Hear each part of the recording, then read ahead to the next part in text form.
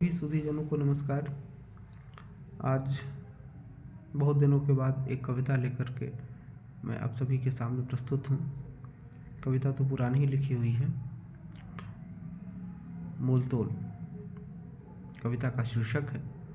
दरअसल मेरी डायरी भूल गई थी, तो मैंने इसके ऑडियो फॉर्म को कुछ लोगों से शेयर किया था, तो उसी को मैंने नोट डाउन किया है। तो मैं इस कविता को शेयर कर रहा हूँ आप सभी से। कई कविताएं तो जिन्हें मैंने शेयर नहीं किया था वो डायरी ही भूल गई, तो कई कविताएं तो अब याद नहीं है। तो ये कविता है, इसका शीर्षक है मोल तोल। कविता ले लो कविता, 100 रुपये की है, 50 की और 10 की भी। आवाज़ आती है 5 की क्यों नहीं देते। मैं निरीह सा ताकता, 5 में बच्चों का पेट नहीं भरता बाबू, थोड़ी सी दया ही कर दो। तो भीख क्यों नहीं मांगता बे।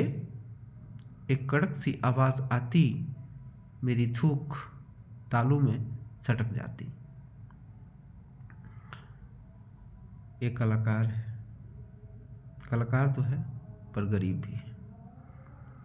और कलाकार और गरीबी का अब भले स्थितियाँ थोड़ी बदल रही हैं। सामान्यतः कलाकार और गरीबी दोनों एक साथ ही चलते हैं। खैर, आगे बढ़ते हैं। बस से उतर लिट्टी चोखे की दुकान पर जाता हूँ, 2 लिट्टियाँ दे दो भाई, 10 रुपये देता हूँ, 12 दो। दुकानदार बोलता है, मैं हाथ जोड़ लेता, उसकी आंखों में क्या था, करुणा, दया या उपेक्षा का भाव। आत्मचिंतन भी कलाकार की एक खूबी होता है, वो बेवजह का आत्मचिंतन भी बहुत करता चलता है। रीढ़ की हड्डी सिहर जाती है, पर पेट की कुलबुलाहट से चाहता हूँ, 2 लिट्टियाँ गड़प पेट के अंदर चली जाती हैं। एक कुत्ता पूंछ हिलाता है, यह क्या देख रहा हूँ मैं। उसकी आंखों में पानी दुख को साझा कर रहा है, अपमान का साक्षी बना है। मैंने चेखव की एक कहानी पढ़ी थी, उसमें जो कलाकार हो वो अपना दुख लोगों से साझा करना चाहता है, लेकिन कोई उसका दुख साझा करने को तैयार नहीं है या सुनने को तैयार नहीं है। वो अपने घोड़े से अपना दुख बांटता है। तो ये जो कविता की पंक्तियां हैं कहीं ना कहीं उस कहानी से प्रभावित है। जब मैं लिख रहा था तो ये कहानी मेरे दिमाग में थी। यह क्या देख रहा हूँ मैं, उसकी आंखों में पानी दुख को साझा कर रहा है, अपमान का साक्षी बना है।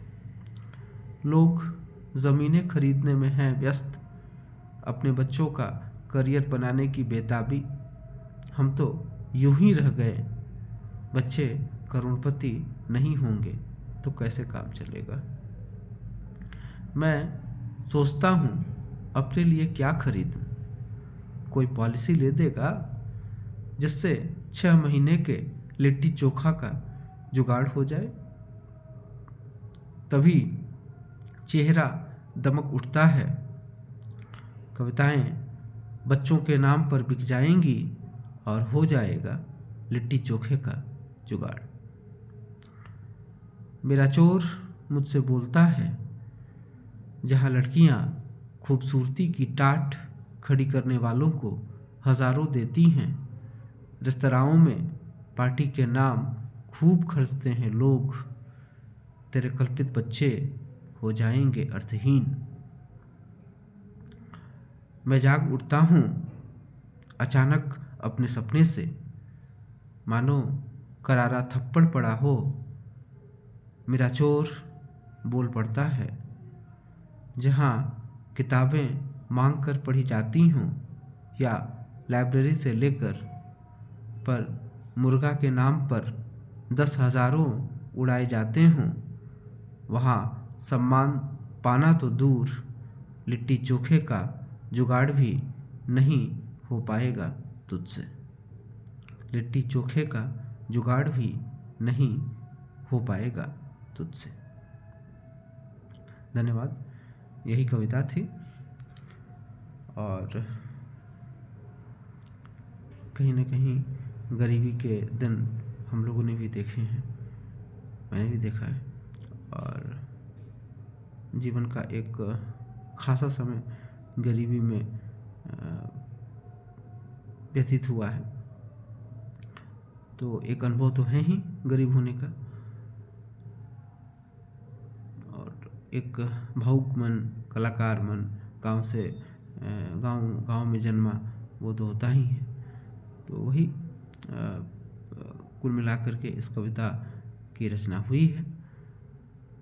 कविता में भावुकता अधिक है, यथार्थ